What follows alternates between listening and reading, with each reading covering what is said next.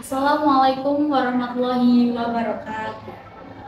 Perkenalkan, nama saya Atika Zahra, perwakilan dari SMP Negeri 1 Kaliudi untuk mengikuti lomba membaca cerita pendek.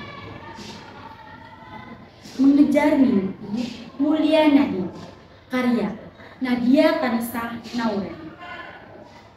Nadine adalah seorang anak gadis yang duduk di kelas 7 SMP. Nadine, anak sulung dari 3 bersaudara. Kedua adiknya laki-laki masih duduk di bangku sekolah dasar.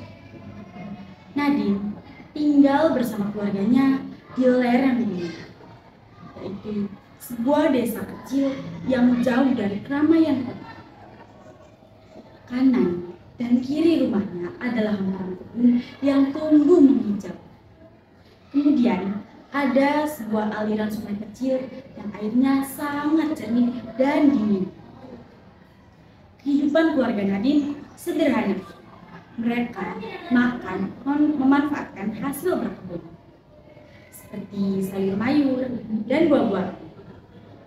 Bapaknya seorang sopir bus antar kota, sedangkan ibunya bekerja di kebun tetangga.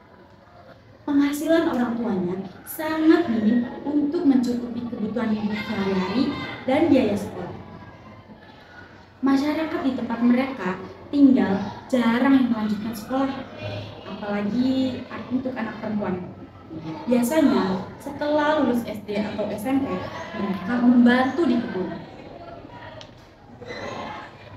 Hari ini, tanggal 21 April, bertepatan dengan peringatan Hari Kartini. Di sore hari yang sangat cerah dan udara yang sejuk, Nadine duduk termenung di belakang rumahnya. Di atas bangku panjang yang terbuat dari bambu, Nadine terdiam.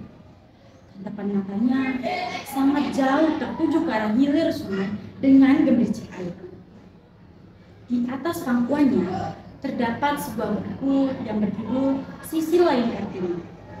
Buku ini pemberian dari Paman Nadine tahun lalu pada saat Nadine mendapat nilai tertinggi di kelasnya. Nadine, anak yang cerdas, hampir setiap tahun dia menjadi juara kelas. Nadine terinspirasi dengan perjuangan Kartini yang memberikan kebebasan untuk kaum perempuan agar mempunyai hak sama dengan laki-laki. Bu, apakah aku boleh punya cita-cita menjadi dokter? Nadine balik bertanya pada ibu. Ya boleh dong sayang, makanya ibu dan bapak berjuang keras supaya kamu dan adik-adik bisa sekolah dan mencapai cita-cita kalian. Ibunya memberikan semangat. Tapi kan Bu, sekolah zaman sekarang biayanya sangat mahal dan masyarakat di sekitar kita jarang yang sekolahnya sampai lanjut. Apalagi anak-anak perempuan Bu. Kemudian, anakku, tugasmu adalah belajar yang rajin dan berprestasi. Untuk urusan biaya, biarlah menjadi tugas bapak dan ibu. Masalah kebiasaan masyarakat kita yang anak perempuan yang tidak melanjutkan sekolah, ya biarlah itu menjadi pilihan mereka. Masa depanmu ada pada pilihanmu, nak.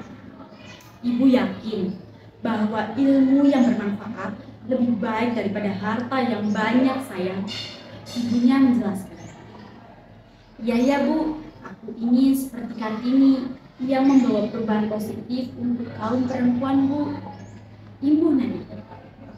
Kemudian mereka masuk ke rumah dengan tersenyum. Ayah Nadine saat ini sedang berada di Jakarta. Pada jam istirahat, beliau membeli minuman ke sebuah minimarket. Setelah membayar di kasir, beliau keluar dan tiba-tiba melihat seorang ibu yang berteriak minta tolong. Ternyata ibu tersebut dijamret. Saat turun dari mobilnya, datang seorang lelaki memakai topi yang merebut paksa tas ibu tersebut. Ayah Nadine yang melihat lelaki tersebut lari. Dia langsung mengejar lelaki tersebut dan berusaha untuk merebut tas milik ibu tadi. Ayah Nadine berhasil mengambil tas tersebut, sedangkan lelaki bertopi lari entah kemana. Tas tersebut diberikan kepada pemiliknya. Ibu tersebut mengajak ayah Nadine duduk di kursi yang ada di depan minimarket. Dia berterima kasih pada ayah Nadine, lalu memberikan beberapa lembar uang kepada ayah Nadine. Tapi ayah Nadine menolaknya. "Siapa nama Bapak?" tanya ibu. "Saya Randy, Bu," jawab ayah Nadine. "Oh, Pak Randy, perkenalkan, nama saya Olivia Maharani. Bapak tinggal Jakarta?" Bu Olivia bertanya. "Rumah saya di kampung, Bu. Saya hanya bekerja Jakarta ini sebagai sopir bus," jawab ayah Nadine. "Oh gitu, kalau saya kebetulan dokter, Pak. Saya dinas di rumah sakit," kata Bu Olivia. "Wah, jadi ibu ini seorang dokter ya?" Pak Randy memastikan ekspresi wajahnya tampak sumringah. "Iya, betul Pak Randy. Memangnya kenapa, Pak?" tanya Bu Olivia. Tidak apa-apa, Bu. Saya jadi teringat anak saya yang bercita-cita ingin menjadi dokter," kata Pak Randy.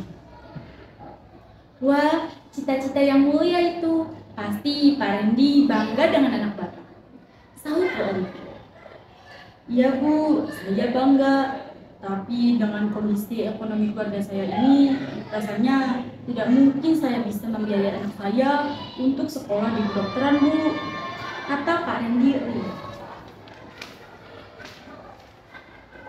Setiap anak berhak mempunyai mimpi dalam hidup.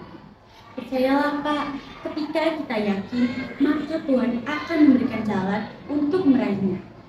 Bu Olivia memberikan semangat. "Kalau Bapak berkenan, saya ingin bertemu dengan anak Bapak, Ibu." "Tentu saja, boleh, Bu. Anak saya juga pasti senang bertemu dengan Ibu dokter," sahut Pak Randy.